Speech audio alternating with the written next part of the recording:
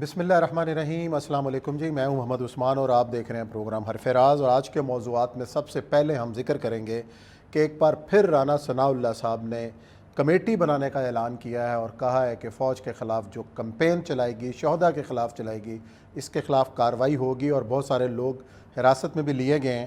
ساتھ دوسری جانب پنجاب حکومت کہاں پیچھے رہنے والی ہے، فواد چودھری صاحب نے بھی اعلان کیا، ہاشم ڈوگر صاحب وزیر داخلہ بنے ہیں صوبے کے، ان کے ساتھ ملاقات ہوئی اور یہ اعلان کیا گیا کہ محرم کے بعد جو 25 مئی کے لانگ مارچ میں جو تشدد ہوا اس میں ملوث افراد، جس میں رانا ثناء اللہ صاحب کا نام سیر فہرست ہے، عطا اللہ تارڑ صاحب کا نام سیر فہرست ہے، ان کو نوٹس جاری کیے جائیں گے اور ان کے خلاف کارروائی کی جائے گی۔ اس طریقے سے مرکز اور صوبے جو ہیں وہ آمنے سامنے ہیں۔ اور ایک اور آج کی سب سے بڑی خبر ہے وہ پاک فوج میں اعلیٰ سطح کے تبادلے کہ کور کمانڈر پشاور جناب جنرل فیض حمید صاحب کور کمانڈر بہاولپور تعینات ہوئے۔ یہ اس کے اوپر بھی بات کریں گے اور ذکر کریں گے کہ افغانستان کے اندر تحریک طالبان کالعدم کے عمر خالد خراسانی کو ہلاک کیا گیا، ساتھ ان کے 2 اہم کمانڈر بھی شامل تھے۔ ساتھ ہی غزہ کا بھی ذکر ہوگا جہاں اسرائیلی فوج حملے جاری رکھے ہوئے ہے، اور پروگرام کے اندر ذکر کریں گے آخر میں کہ کامن ویلتھ گیم میں پاکستان کا نام روشن کرنے والوں کی حالت کیا ہے اور کس طریقے سے انہوں نے اپنے بل بوتے پر یہ کامیابیاں سمیٹیں، ان کو خراج تحسین پیش کریں گے۔ لیکن بڑھتے ہیں اپنے پہلے موضوع کی جانب۔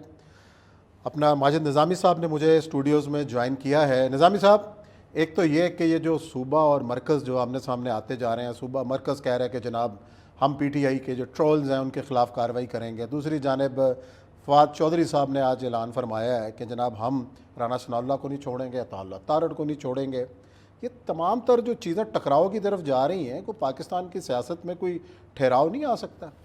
جی بہت شکریہ۔ یہ اس میں جو پہلی چیز قابل غور ہے وہ یہ ہے کہ میرے خیال میں یہ ٹکراؤ اور سیاسی تصادم بڑھے گا، اس میں ابھی کوئی ایسے عوامل نہیں ہیں کہ ان میں کمی آ سکے۔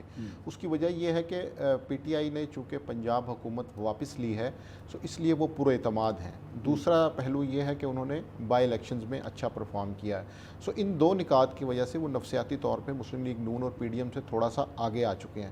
سو اس لیے اب وہ یہ کوشش کریں گے کہ مسلم لیگ نون اور پی ڈی ایم کی جو جماعتیں ہیں ان کو اسلام آباد تک محدود کر دیا جائے، اور اسی لیے آپ یہ بیان بازی دیکھ رہے ہیں۔ اور جس طرح یہاں پہ بات ہوئی کہ کرنل ہاشم ڈوگر جن کو بنایا گیا وزیر داخلہ پنجاب کا، یہ آرمی بیک گراؤنڈ سے ہیں، ملٹری انٹیلیجنس میں انہوں نے کافی عرصہ کام کیا ہے، سو یہ ایک پرفیکٹ کینڈیڈیٹ ہو سکتے ہیں پی ٹی آئی کی طرف سے، تاکہ وہ اپنی ایک پولیٹیکل کیمپین جو ہے اور جو سیاسی بدلے وہ مئی کے مہینے کے یا جون کے مہینے کے لینا چاہتے تھے، تو اس کے لیے انہوں نے ایک درست انتخاب کیا ہے کہ وہ آئیں گے اور وہ ان سارے پولیس کے مقدمات کو اور باقی چیزوں کو ہینڈل کریں گے۔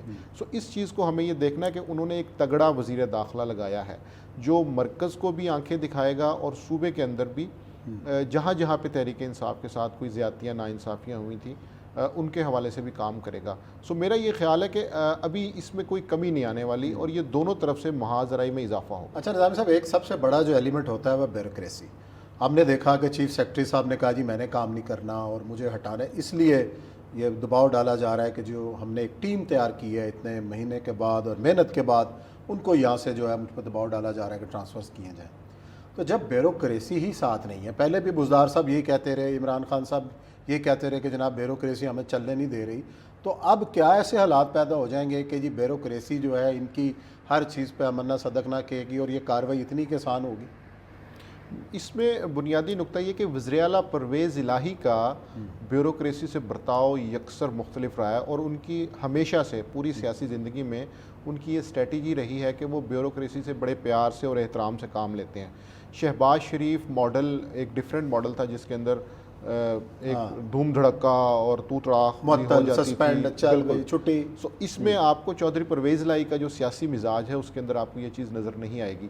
اسی لیے چودھری پرویز الہی چونکہ بیوروکریسی سے ڈیل کرنا جانتے ہیں، تو اس لیے امید کی جا سکتی ہے کہ عثمان بزدار گورنمنٹ میں جو تحریک انصاف کا پیٹرن تھا اس میں اور اس گورنمنٹ کے اندر بیوروکریسی سے ڈیلنگ میں فرق دیکھنے تو پرویز الہی صاحب جو خواہشات ہیں تحریک انصاف کی، عمران خان صاحب کی کہ ان کو تن دیو ٹانگ دیو، تو کیا اس پہ پورا اتریں گے؟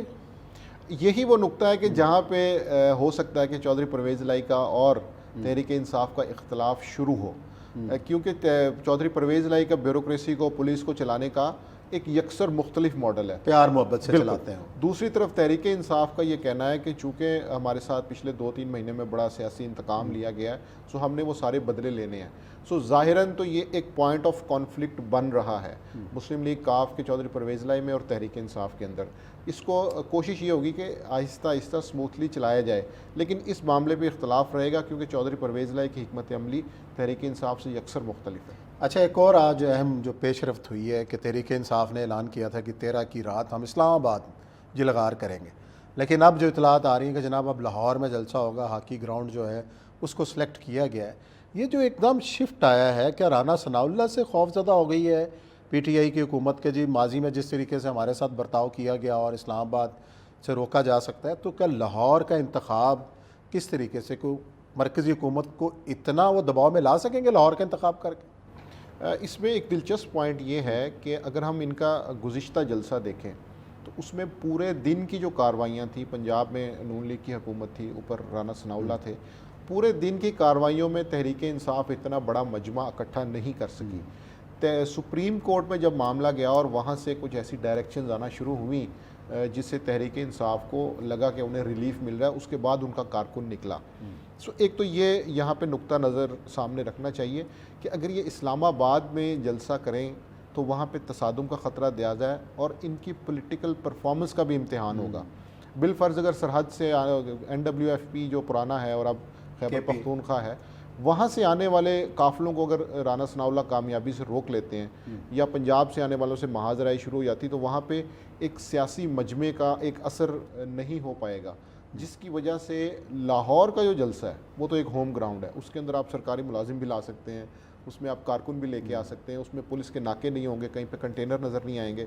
سو یہ ساری چیزیں مل کے تحریک انصاف کو انہوں نے بہرحال یہ سوچنے پہ مجبور کیا کہ بہتر رزلٹ یہاں پہ دیا جا سکتا ہے اور یہ ہوم گراؤنڈ پہ ہوں گے، وہاں پہ جائیں گے، لڑائی ہوگی، جھگڑا ہوگا، ہو سکتا ہے ان کے کارکن وہاں پہ نہ ٹھہر سکیں جس طرح ہم نے آخری دفعہ دیکھا ڈی چوک میں جب شیلنگ ہوئی. سو اس سارے کو ایک امپیکٹ کریٹ کرنے کے لیے یہ ضروری ہے کہ ایک تیسری فتح حاصل کی جائے. بائی الیکشنز، پنجاب گورنمنٹ میں دوبارہ واپس آنا اور اس کے بعد ایک بہت بڑا جلسہ، سیاسی طاقت تو کا میرا یہ اظہار. خیال ہے کہ یہ 3 کام وہ ایک ساتھ کرنا چاہ رہے ہیں. اچھا، ایک اور آج بڑی پیش رفت ہوئی ہے، بڑی ٹرانسفر ہوئی ہے اور پوسٹنگ ہوئی ہے کہ جنرل فیض حمید صاحب جو ہیں کور کمانڈر بہاولپور گئے ہیں اور جنرل احسن صاحب جو ہیں وہ پشاور موو کر گئے. ہے تو یہ عام سی ٹرانسفر، فوج کے اندر ایسے تبادلے ہوتے رہتے ہیں، لیکن اس خبر کو ایک بڑی خبر کے طور پہ لیا جا رہا ہے، کیا ریزن؟ دیکھیے اس کے 2 پہلو ہیں. پہلے اس کا ایک نان پولیٹیکل غیر سیاسی پہلو ہے، پہلے ہم وہ ڈسکس ہاں کرتے جی ہیں. بالکل ہونا بھی چاہیے. وہ یہ ہے کہ پاکستان فوج میں ایک روایت ہے کہ تقریباً 1.5 سے 2 سال بعد یا 2 سے 2.5 سال بعد ٹرانسفرز ہوتی ہیں، کیونکہ لیفٹیننٹ جنرل کا دورانیہ 4 سال ہوتا ہے. تو اس میں ایک روایت ہے کہ وہ 2 سال GHQ کی کوئی پوسٹنگ کرتا ہے اور 2 سال باہر فیلڈ میں ایز اے کور کمانڈر کام کرتا ہے. ایک تو یہ بات ہے. دوسری یہ کہ اگر اس ماڈل کو ہم سامنے رکھیں تو یہ جو حسن اظہر حیات ہیں یہ GHQ میں 1.5 سال سے کام کر رہے تھے. اسی طرح آصف غفور جو ابھی کوئٹہ گئے ہیں، یہ 1.5 سال سے 1.25 سال سے GHQ میں کام کر رہے تھے. تو ایک تو یہ ٹائم آ گیا ہے کہ اب وہ لوگ جنہوں نے GHQ میں کام کیا ہے یا جنہوں نے کور کمانڈ نہیں کی، انہیں کورس میں بھیجا جائے اور جو وہاں پہ کور کمانڈ کر چکے ہیں انہیں GHQ میں لے کے آیا جائے تاکہ ایک کیریئر بیلنس جو ہے وہ پیدا ہو. یہ دوسرا نقطہ ہے. تیسرا نقطہ یہ ہے جو کہ اب جس کی پولیٹیکل جو ہے وہ اہمیت ہو سکتی ہے، وہ یہ ہے کہ پاکستان میں جتنی بھی کورز ہیں، پشاور کور کی ایک پولیٹیکل اہمیت ہے کیونکہ اس کے ساتھ فاٹا ہے اور وہاں پہ ایک صوبے کا وزیر اعلیٰ بیٹھتا ہے. کوئٹہ کور کی اہمیت ہے کیونکہ وہاں پہ ایک صوبے کا وزیر اعلیٰ ہے اور بلوچستان کے سارے معاملات اور علیحدگی پسند. کراچی کور کی ایک اہمیت ہے کہ جس کے اندر ہم یہ دیکھتے ہیں کہ وہاں پہ MQM سندھی معاشی قوم ہب بھی سارا ہے، معاشی اور ہب بھی ہے. sensitive. اسی طرح لاہور ہے، کور کمانڈر پنڈی کی ایک اہمیت ہے، اس کے پاس کشمیر کا سارا ایریا ہے، گلگت بلتستان ہے، منگلہ کی ایک اہمیت ہے. جو نان پولیٹیکل کور تصور کی جاتی ہیں ان میں ٹاپ پہ بہاولپور ہے.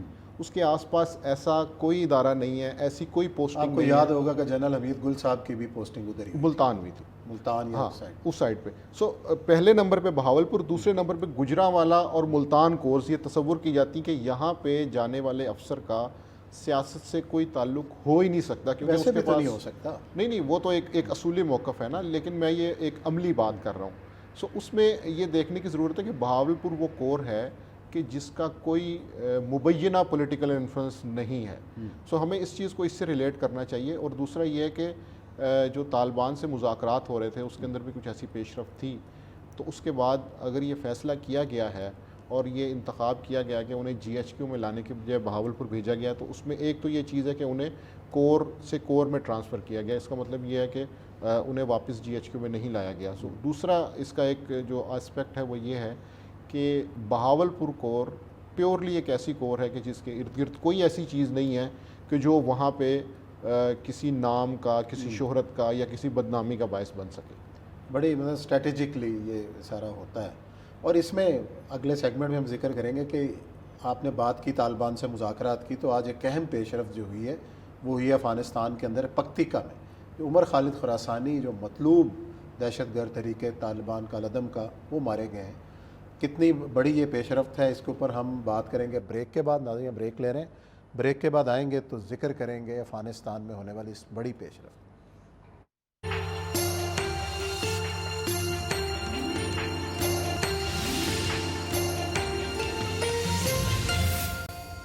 جی ناظرین, بریک کے بعد آپ کو خوش آمدید کہتے ہیں. افغانستان کے صوبے پکتیکا میں ایک سڑک کنارے نصب بارودی سرنگ کے دھماکے میں کالعدم تحریک طالبان کے اہم رہنما خالد عمر خراسانی کو ہلاک کیا گیا. ساتھ ان کے 2 مزید ساتھی اس میں مارے گئے ہیں. کتنی بڑی یہ پیش رفت ہے, اس کے اوپر بات کریں گے. اور خاص طور پر جو امن مذاکرات پاکستان اور طالبان کے درمیان جاری تھے, اس پر اس کا کیا اثر پڑنے والا ہے.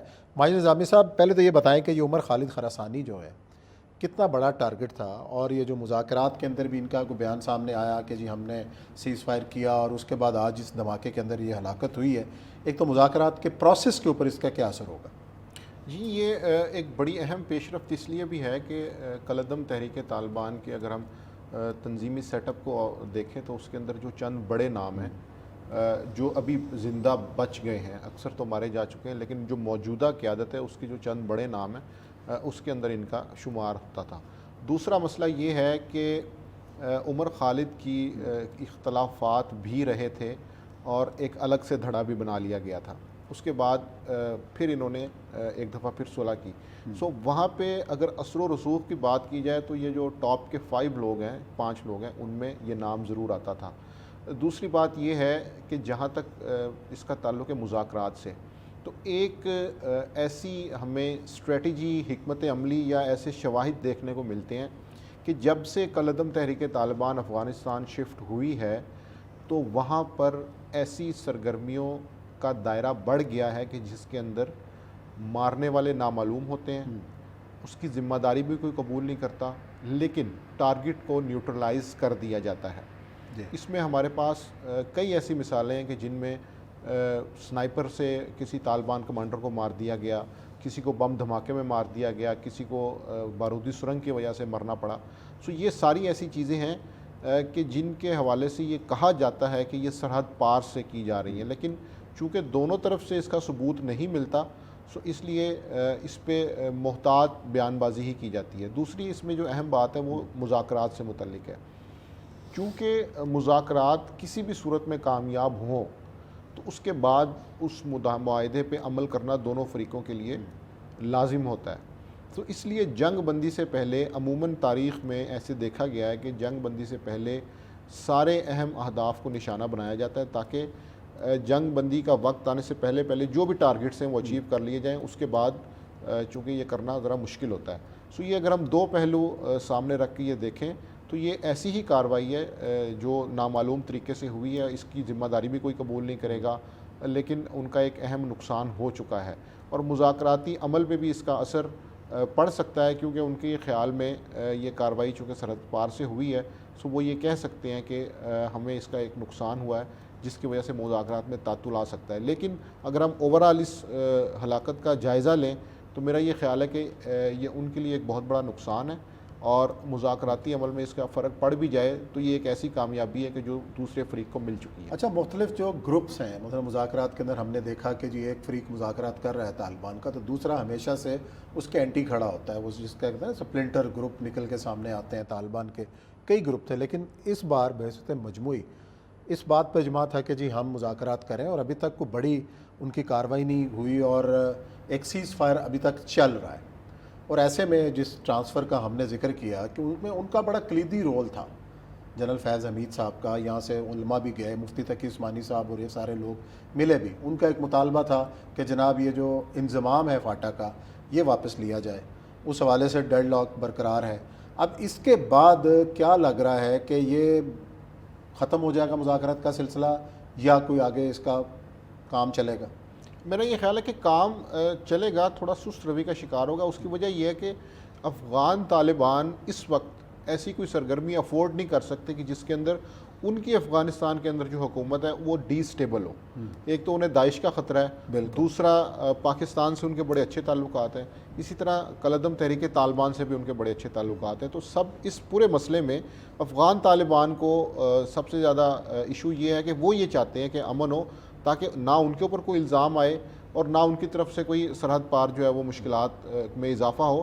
سو اس لیے اس پورے مسئلے کے اندر سب سے زیادہ کنسرنڈ افغان طالبان ہیں، اور وہ یہ کوشش کریں گے کہ بہرحال اس کا کوئی نہ کوئی نتیجہ نکل آئے تاکہ ان کی حکومت کے اوپر کوئی اثر اندازی نہ ہو سکے۔ اچھا جی، ہمیں پروگرام میں جوائن کیا مشرق وسطیٰ کے امور کے ماہر ہیں اور عربیہ سے منسلک سینئر صحافی ہیں جناب منصور جعفر صاحب، اور افغان امور کے ماہر ہیں جناب مشتاق یوسف زئی صاحب نے بھی ہمیں جوائن کیا ہے، اور اپڈیٹ لیتے ہیں۔ جیسے ماجد نظامی صاحب سے ہم بات کر رہے تھے کہ ہوا کیا، عمر خالد خراسانی جو مذاکرات کا عمل پاکستان کے ساتھ جاری تھا اس میں کس حد تک شریک تھے یا بالکل ہی سائیڈ لائن تھے؟ جی مشتاق صاحب۔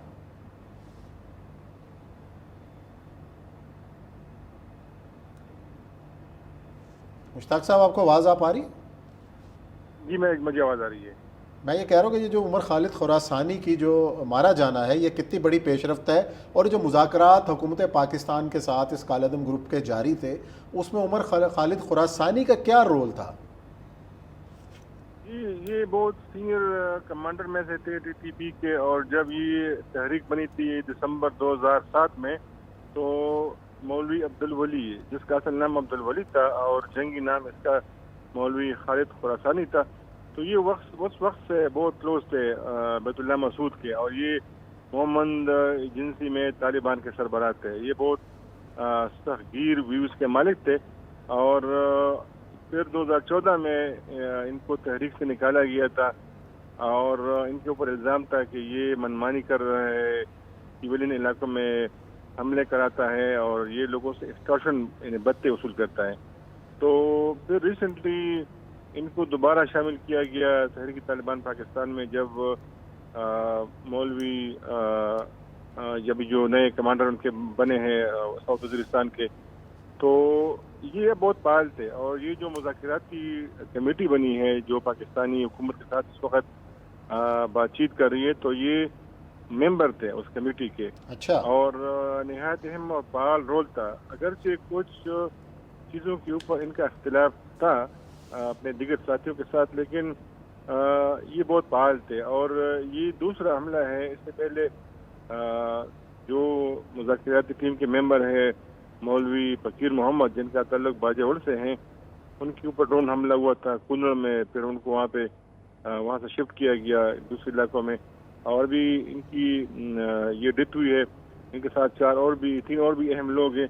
تو یہ ابھی دیکھا جائے گا کہ طالبان نے تو کہا ہے کہ سر دست ہم کچھ نہیں کہہ رہے، ہم نے تحقیقات شروع کی ہیں، ہم دیکھیں گے کہ کون ان کے مرنے میں شامل ہو سکتا ہے اور واقعی اس کا تعلق ہے مذاکرات سے کہ نہیں۔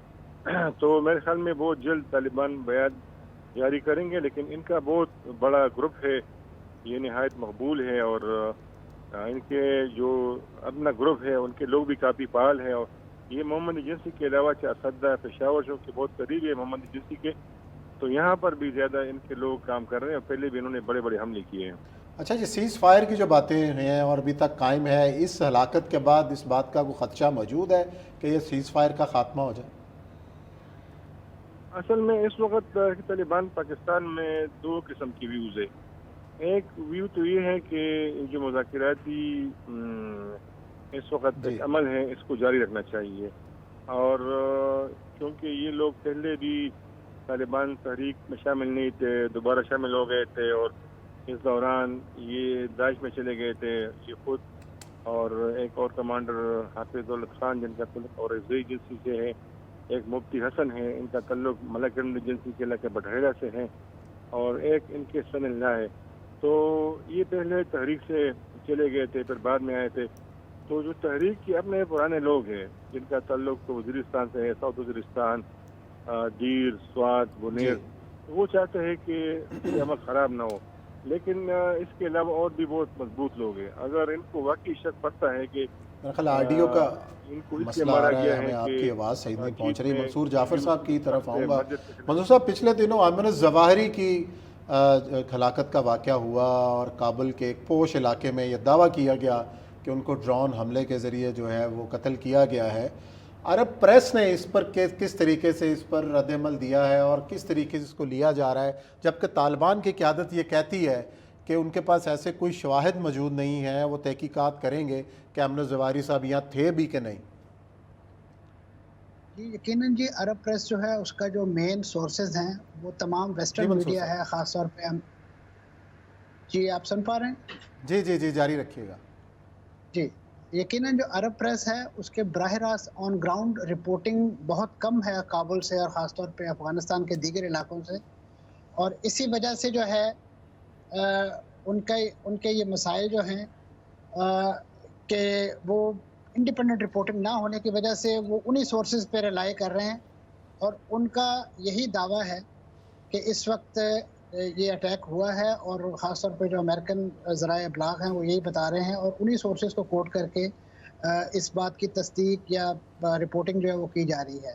تو انڈیپینڈنٹ رپورٹنگ وہاں سے بہت کم ہو رہی ہے، جس کی وجہ سے جو امریکن پوائنٹ آف ویو ہے، جو ویسٹرن پوائنٹ آف ویو ہے، اسی کو اس وقت ہیمر کیا جا رہا ہے. اور اس میں یہی کلیم کیا جا رہا ہے کہ ایک بہت ہی سوفسٹیکیٹڈ قسم کا ڈرون آپریشن جو ہے اس میں ان کو ہٹ کیا گیا ہے، ایمن الظواہری کو، اور اس کے نتیجے میں ان کی ہلاکت جو ہے اس کا دعویٰ کیا جا رہا ہے. یقیناً جو لوگ وہاں پہ زمین پہ موجود ہیں، یعنی طالبان اور ان کی حکومت، وہ بالکل ٹائٹ لپڈ ہے اس معاملے میں. وہ اس بارے میں نہ تصدیق کر رہے ہیں، نہ اس حوالے سے جو القاعدہ کا اپنا سیٹ اپ ہے وہ اس کی تصدیق کر رہا ہے.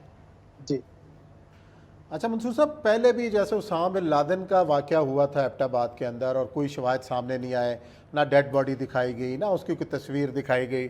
اس طریقے سے ایمن الظواہری والا معاملہ بھی اسی طریقے سے مشکوک ہے کہ ہم ایک ون سائیڈڈ انفارمیشن کے اوپر یقین کر رہے ہیں کہ جناب یہاں پہ حملہ ہوا اور اس کے نتیجے میں یہ مارا گیا، لیکن کوئی اس کے شواہد سامنے نہیں آتے. یہ کیا وجہ ہے؟ یہ خاص کوئی ایس او پی ہے امریکنز کا جب اس طرح کی کارروائی کرتے ہیں؟ میں سمجھتا ہوں کہ جی یہ ایک ایسا مبہم قسم کی سچویشن پیدا کی جاتی ہے کہ جس میں جو سٹیک ہولڈرز ہیں ان کو ایک میسج بھی چلا جائے، اور آپ اپنا ایک جو ٹارگٹ آپ نے خود سے کریٹ کر رکھا ہے، ایک ہوا کریٹ کر رکھا ہے، چاہے وہ اسامہ بن لادن کی شکل میں ہو، القاعدہ تنظیم کی شکل میں ہو، اس کے رہنماؤں کی شکل میں ہو. اور یہ بیسیکلی اسی کی کیونکہ اس وقت چاہے یہ ہمارے شمالی علاقہ جات ہوں یا اس کے علاوہ افغانستان ہو، وہاں سے انڈیپینڈنٹ رپورٹنگ، جیسے میں نے پہلے گزارش کی، اس کا فقدان ہونے کی وجہ سے اس میرا خیال ہے نوعیت منصور کی صاحب کی میڈیا آواز میں بھی آڈیو کو کوئی مسئلہ آ گیا ہے، جس کی وجہ سے ہم دوبارہ مشتاق یوسف زئی صاحب کی طرف جائیں گے.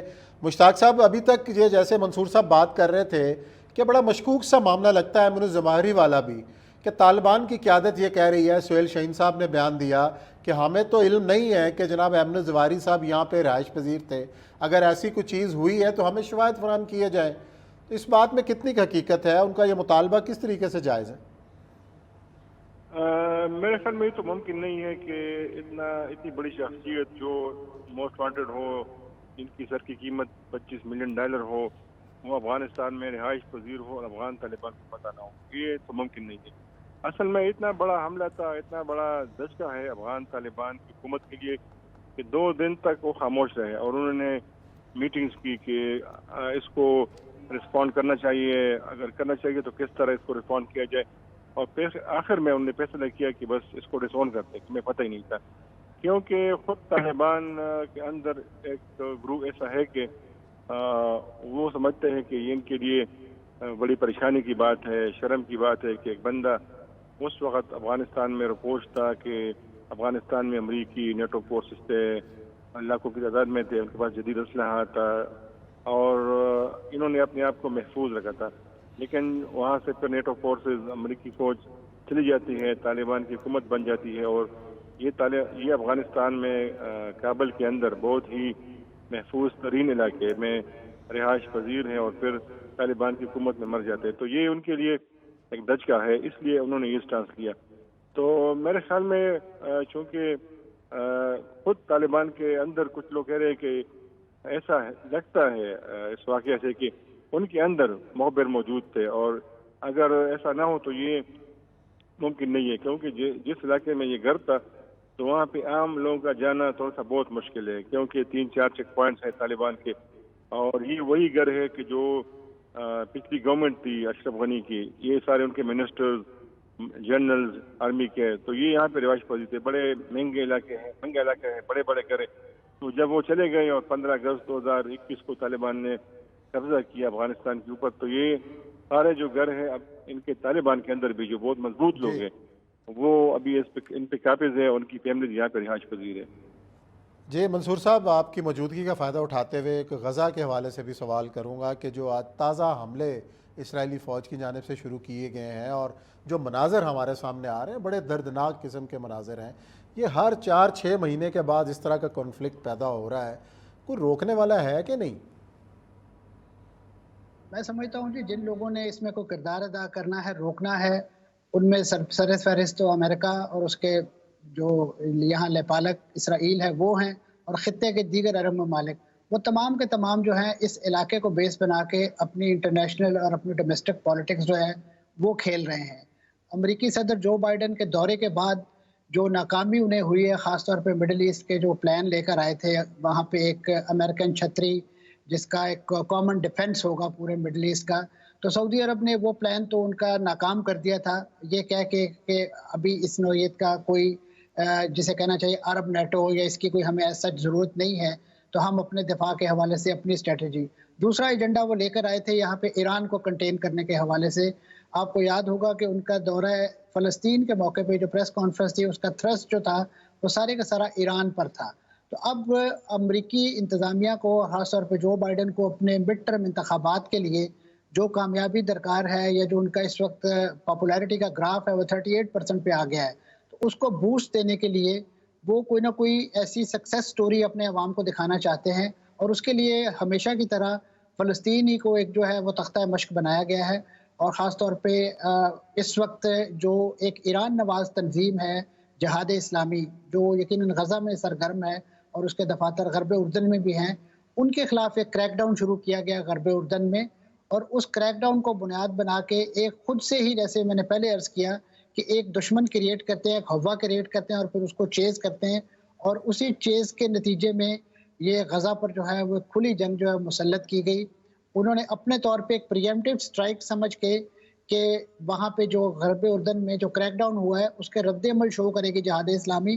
ابھی جہاد اسلامی نے ایز سچ کوئی نہ اعلان کیا نہ کوئی رد عمل شو کیا، تو اب اسرائیل نے جو ہے وہ غزہ پر آتش و آہن کی بارش شروع کر دی، اور اس تقریباً 3 دن تک جاری رہنے والی جو جنگ ہے اس میں جو اس وقت لیٹسٹ کیجویلٹی فگر ہے وہ 52 افراد کا ہے، جس میں 5 سالہ بچوں سے لے کے بزرگ، اور خاص طور پہ وہاں پہ تقریباً 1500 عمارتیں جو ہیں وہ مکانات جو ہیں وہ اس قابل اب نہیں رہے کہ وہاں رہائش رکھی جا سکے.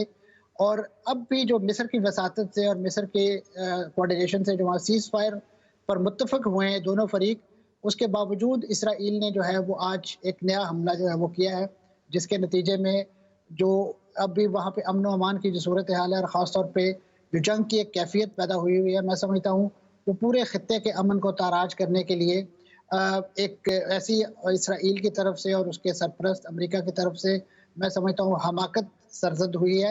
اور جو خطے کے ممالک ہیں وہ یقیناً اپنا ایک وہ جو ابراہم اکارڈ ہے اس کا نشہ ان کے ذہن سے ابھی نہیں اترا، اور ابھی انہیں شاید فلسطینیوں کا خون اور ان کا عرب ہونا شاید انہیں اب یقینی امر نہیں رہا. یہی وجہ ہے کہ انہوں نے ان عربوں کو، ان فلسطینیوں کو، ان مسلمانوں کو جو اس وقت قبلہ اول کے دفاع کی جنگ لڑ رہے ہیں، انہیں اسرائیل کی جنگی مشین کے سامنے جو ہے وہ ترنے والا کے طور پہ پیش کر رکھا ہے، اور اس کے نتائج جو ہے وہ ہم ہر روز اپنی اسکرین پہ نہتے فلسطینیوں کے قتل عام کی شکل میں جو وہ دیکھ رہے ہیں. میں سمجھتا ہوں کہ اس وقت یعنی جو کردار ادا کرنا چاہیے خاص طور پہ جو خطے کے ممالک کو، وہ ان کے لیے ایک بہت بڑا چیلنج ہے کہ اگر وہ واقعی ریجن میں کوئی امن چاہتے ہیں یا ان کے جو اتحادی امن چاہتے ہیں، تو کم از کم اس خطے کو اس کے ساتھ کیے گئے وہ وعدے کہ جو معاہدہ اوسلو اور اس کے بعد جتنے بھی امن معاہدات ہوئے ہیں ان پر عمل درآمد کیا جائے۔ لیکن سب سے پہلے جو فلسطین کا اندر کا معاملہ ہے، یعنی جو فلسطین کی ایک وہاں پہ میں سمجھتا ہوں غیر نمائندہ حکومت جو محمود عباس کی سربراہی میں وہاں سرگرم ہے، اس کے متبادل کے لیے جو الیکشن ہونے ہیں، جو وہاں پہ ایک انتخابی عمل ہونا ہے، اس کی شروعات کی جائیں تاکہ وہاں پہ ایک نمائندہ حیثیت کے حامل حکومت ہو۔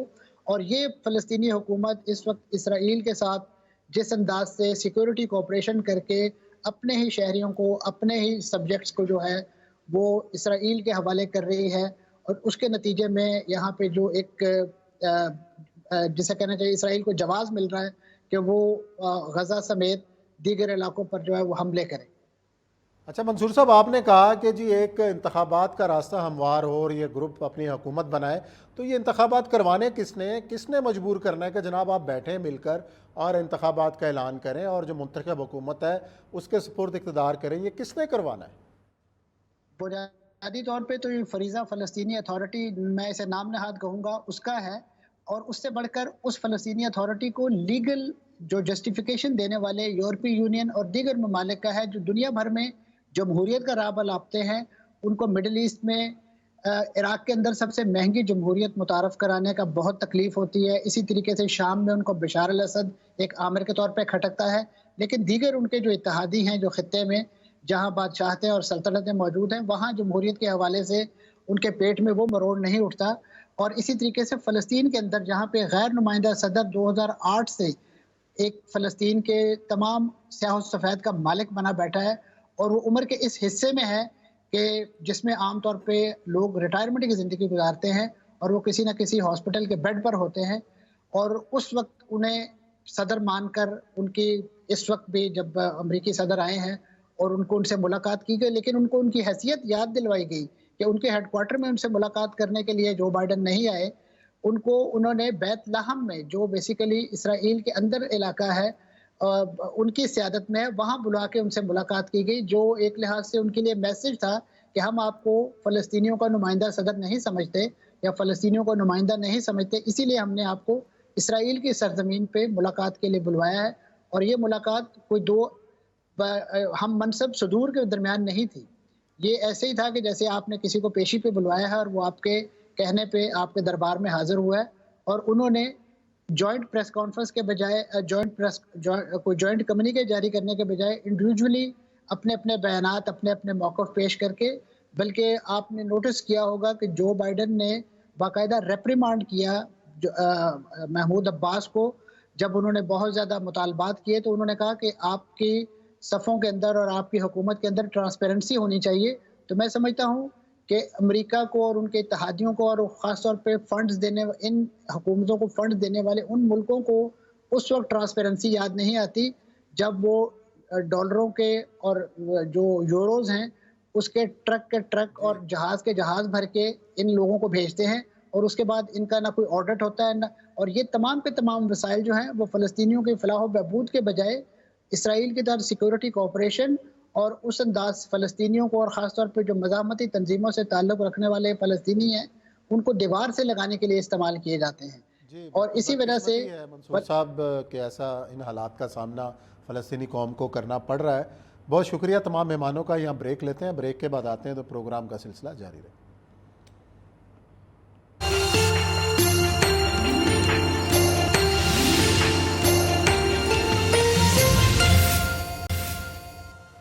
جی ناظرین، بریک کے بعد آپ کو خوش آمدید کہتے ہیں۔ کامن ویلتھ گیمز میں پاکستانی کھلاڑیوں کی جانب سے فتوحات سمیٹنے کا سلسلہ جاری ہے، اور پاکستان کے کھلاڑیوں نے پاکستان کا نام روشن کیا بغیر کسی وسائل کے۔ ان کھیلوں میں اتنے تمغے حاصل کرنا بھی ایک ریکارڈ ہے، اور اسی سیگمنٹ کے اندر ہمیں جوائن کیا ہے کراچی سے جناب سینئر سپورٹس تجزیہ کار ہیں جناب عبدالماجد بھٹی صاحب۔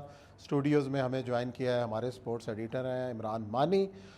ماجد بھٹی صاحب کو خوش آمدید کہوں گا شو میں، اور گفتگو کا آغاز بھی انہی سے کروں گا۔ بھٹی صاحب، ہم نے ارشد کو دیکھا، ہم نے شجر عباس کو دیکھا، ہم نے علی اسد کو دیکھا، تمام جتنے بھی لوگ ہیں ان کے اگر ہم ہسٹری دیکھتے ہیں تو بغیر کسی پراپر کوچنگ کے، ایک تو اپنے بازو پہ لکھ کے قوم کو دکھا رہا تھا کہ آئی مس مائی کوچ، تو یہ کتنا بڑا جو ہے یہ تماچا ہے ان آرگنائزیشنز کے اوپر کہ بھئی بے سر و سامانی کے عالم میں بھی ان لوگوں نے پاکستان کے لیے میڈلز جیتے، اور جو کرتا دھرتا ہیں ان کے جو ہے ان کو ذرا سا بھی احساس نہیں۔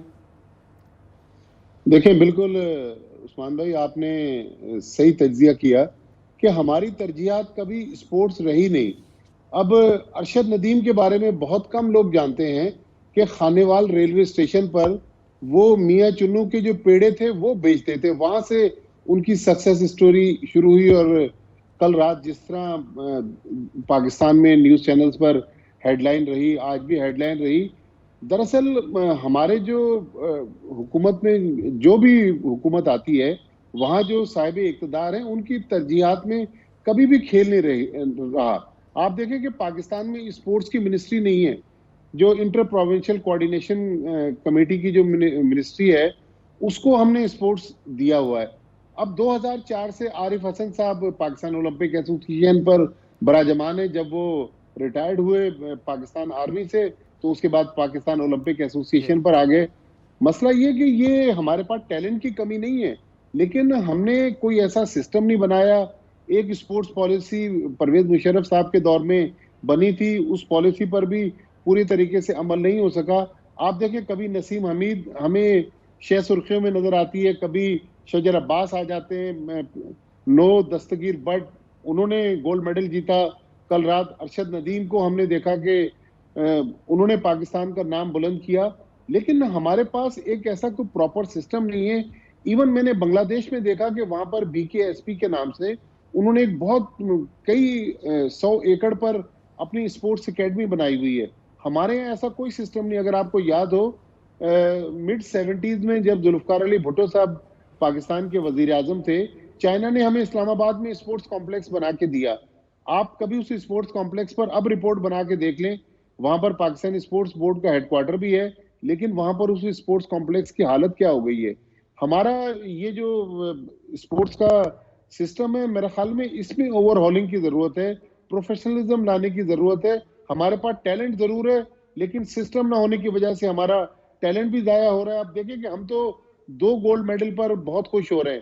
ہمارے پڑوسی ملک بھارت میں وہاں بھی ایک بہت بڑی اسپورٹس اکیڈمی ہے، ان کے 17 گولڈ میڈل ہیں، اور آسٹریلیا، انگلینڈ وہ تو خیر دنیا میں بہت آگے جا چکے ہیں۔ تو ہمیں ایک پراپر سسٹم بنانے کی ضرورت ہے، ورنہ ارشد ندیم جیسے بہت سارے ٹیلنٹڈ جو ہمارے ایتھلیٹ ہیں وہ آگے ضرور آتے ہیں، لیکن اس کے بعد پھر اسی طرح خبروں میں آنے کے بعد وہ غائب ہو جاتے ہیں۔ میرا خیال بالکل ایسے ہی ہے، آج سارا دن ہیڈ لائنز رہی ہیں، ہم 4 دن بعد بھول جائیں گے ان لوگوں کو جنہوں نے یہ کارنامہ انجام دیا ہے۔ عمران مانی کی طرف آؤں گا۔ مانی یہ بتائیے گا کہ جتنے کھلاڑی ہمارے گئے ہیں سب سے زیادہ تو نام روشن کیا جو ہمارے جو ریسلنگ کے لوگ ہیں، کہ کم از کم 6 لوگ گئے ہیں، شاید 5 لوگوں میں سے 5 لوگوں نے میڈلز لیے ہیں۔ کتنی بڑی کامیابی ہے کہ مطلب 98% ہماری جو ریشو رہی ہے۔ تو ذرا تھوڑا سا بریفلی بتا دیجئے گا ناظرین کو کہ ہمارے کتنے لوگ گئے اور انہوں نے کیا کیا، اور کون سی ایسی کھیلیں ہیں کہ جس میں ہماری کارکردگی انتہائی مایوس کن رہی۔ دیکھیں پاکستان کا جو دستہ تھا اس میں مطلب 68 کھلاڑی شامل تھے، اور پاکستان نے 12 کھیلوں میں پارٹیسپیٹ کیا، اور ان 12 میں سے 4 کھیل ایسے ہیں جس میں پاکستان جو ہے وہ تمغے جیتنے میں کامیاب ہوا، جس میں ویٹ لفٹنگ ہے اور ریسلنگ ہے اور ایتھلیٹکس شامل ہے۔ جیولن تھرو میں ارشد ندیم نے جیتا، اس طرح جوڈو میں پاکستان نے جو ہے میڈل جیتا۔ یہاں پہ دیکھیں 2 سملیرٹیز ہیں ان کھیلوں میں۔ ایک تو یہ ہے کہ چاروں کھیلوں کا تعلق جو ہے وہ طاقت سے ہے یا مہارت سے ہے، اور چاروں کھیلوں میں آپ طاقت اپلائی کرتے ہیں۔ اور ایک اور جو مشترکہ چیز ہے کہ یہ چاروں کھیل جو ہے وہ ترجیحات میں شامل نہیں ہیں، کبھی بھی ان کھیلوں کو اس طرح سے ترجیحات میں شامل نہیں کیا گیا پاکستان میں۔ اب آپ اگر جس طرح آپ نے بات کی ابھی ارشد ندیم کی بات کی، یا آپ نو دستگیر بٹ کی بات کرتے ہیں، تو یہ بیشتر ایتھلیٹس وہ ہیں جو اپنی مدد آپ کے تحت تیاری کرتے ہیں۔ نو دستگیر بٹ کے بارے میں کہا جاتا ہے کہ وہ گھر میں خود ان کے والد جو ہے ان کو ٹریننگ کرواتے ہیں، ان کے والد نے ان کو ٹریننگ کروائی۔ پھر جس طرح آپ نے بات کی شجر عباس کی بات کی کہ شجر عباس وہاں پر گئے تو وہ اپنے کوچ کو یاد کر رہے تھے۔ اب باقی اگر کھیلوں کی طرف جاتے ہیں، اب میں آپ کو جمناسٹک کی مثال دیتا ہوں کہ جمناسٹک میں آپ ایک 40 سالہ ایتھلیٹ کو بھیج دیتے ہیں کہ جو جب وہ جمپ کرتا ہے یا وہ جب اپنی پرفارمنس دیتا ہے تو اس کے بعد وہ اپنے آپ کو پوری طرح بیلنس بھی نہیں کر پاتا، مطلب ایک بڑی امبیرسنگ سی سچویشن کریٹ ہوتی ہے. اسی طرح بعض دیگر کھیلوں کی طرف آتے ہیں تو آپ اسکواش کو دیکھ لیں، بیڈمنٹن کو دیکھ لیں، یا آپ اور دیگر کھیلوں کو دیکھ لیں کہ وہاں پہ کہیں پاکستانی کھلاڑی صرف کاغذی جمع خرچ جو ہے وہ پورا کرتے ہوئے نظر آتے ہیں یا فل ان دا بلینکس کے طور پہ وہاں پہ شامل ہوتے ہیں. تو یہ چیزیں ہیں کہ اس کی وجہ یہی ہے، جس طرح ماجد صاحب نے بات کی کہ اسپورٹس کبھی بھی ہماری ترجیحات میں شامل نہیں رہے. جب بھی آپ کو آپ انڈیا کو، ہم انڈیا سے کمپیئر کرتے ہیں تو اگر یہاں پہ میں تھوڑا سا حوالہ دوں گا ہاکی کا، کہ ایک دور تھا کہ جب پاکستان اور بھارت کی ہاکی کا کوئی مقابلہ نہیں تھا. پاکستان ہاکی کم از کم ٹاپ 4 میں شامل تھی اور بھارت بہت پیچھے جا چکا تھا. لیکن آج صورتحال بالکل الٹ ہے. اس کی وجہ کیا ہے؟ بھارت نے اپنی ہاکی کے اوپر انویسٹ کیا، اس پہ ورک آؤٹ کیا، لیگز کرائی ہے، جس طرح بھی انہوں نے ہاکی کو اوپر لائے. آج ان کی ہاکی جو ہے ٹاپ 5 میں شامل ہوتی ہے، کبھی ٹاپ 3 میں شامل ہوتی ہے، اور پاکستان جو ہے وہ 18ویں نمبر پر ہے. اسی طرح دیگر کھیلوں میں دیکھیں آپ کا ایک بہت بڑا مسئلہ جو ہے، جو فیڈریشنز میں لوگ آتے ہیں وہ آتے وقت گراس روٹ کا نام ضرور لیتے ہیں، لیکن گراس روٹ کس چڑیا کا نام ہے وہ بعد میں ہمیں سمجھ نہیں آتا کہ گراس روٹ پہ ہمیں کوئی کام نظر نہیں آتا. اس کے بعد جو فیڈریشنز کے اور ایسوسیشنز کے آپس کے جھگڑے ہوتے ہیں وہ کھیلوں کو بہت زیادہ ڈیمیج کرتے ہیں. ابھی حال ہی میں دیکھیں کہ پاکستان اولمپک ایسوسیشن اور پاکستان ہاکی فیڈریشن جو ہے وہ آمنے سامنے ہیں. اسی طرح دیگر فٹ بال فیڈریشن بین رہی آپ کی، فٹ بال فیڈریشن بین رہی، کہ مطلب جو کہ ایک بڑی امبیرسنگ سچویشن تھی کہ فیفا نے پاکستان فٹ بال کو بین کر دیا، ایک طرح سے نااہل قرار دیا پاکستان کو فٹ بال کے لیے. تو جب یہ سچویشنز ہوگی پھر یہاں ایک اور جو بڑی ریزن ہے، جب تک آپ کھلاڑیوں کا فیوچر سیکیور نہیں کریں گے، کھلاڑیوں کو انسینٹیوز نہیں دیں گے، تو کس طرح سے ایک پلیئر جو ہے وہ آگے آئے گا؟ ٹھیک ہے اپنی مدد آپ کے تحت یا ٹیلنٹ کی بنیاد پر آئیں گے پلیئرز، ایک حد تک آئیں گے، لیکن اگر آپ چاہتے ہیں کہ آپ کو اور مزید ارشد ندیم ملے، مزید آپ کو جو ہے نو دستگیر بٹ ملے، تو آپ کو پھر ان کو انسینٹیو دینے پڑیں گے، ان کے اوپر آپ کو کام کرنا پڑے گا. ان کو آپ جس طرح سے ماضی کی آپ مثال دیکھ لیں کہ بڑے بڑے لیجنڈز آئے، لیکن آج ہم ترستے ان کھیلوں میں. بالکل مانی آپ نے بڑا اہم نقطہ اٹھایا. ماجد بھٹی صاحب آج ہم ان کو سیلیبریٹ کر رہے ہیں، ہم ارشد ندیم کو بھی سیلیبریٹ کر رہے ہیں، ہم نو دستگیر بٹ کو بھی خراج تحسین پیش کر رہے ہیں. کیا یہ اچھا نہیں ہے کہ ڈپارٹمنٹس آگے آئیں؟ جس طرح پہلے ہوتا تھا ان کو نوکریاں دیں، ان کی سرپرستی کریں. اب ایک جو ایتھلیٹ ہے اس کو اچھی خوراک چاہیے، اچھا ماحول چاہیے، اس کو پیس آف مائنڈ چاہیے کہ اس کا ایک ٹارگٹ ہو کہ بھی آپ نے اس کمپٹیشن کے لیے جا کے پرفارم کرنا ہے اور اس کے لیے اپنے آپ کو تیار کرنا ہے. جب آپ کو فکر معاش ہے، آپ کو یہ نہیں پتا کہ آپ کو اگلی کھانا بھی ملنا ہے کہ نہیں ملنا ہے، تو ایک نوکریوں کا سسٹم ہو تو اس کو کس طریقے سے سرپرستی کی جانی چاہیے؟ کیا تجویز کرتے ہیں آپ؟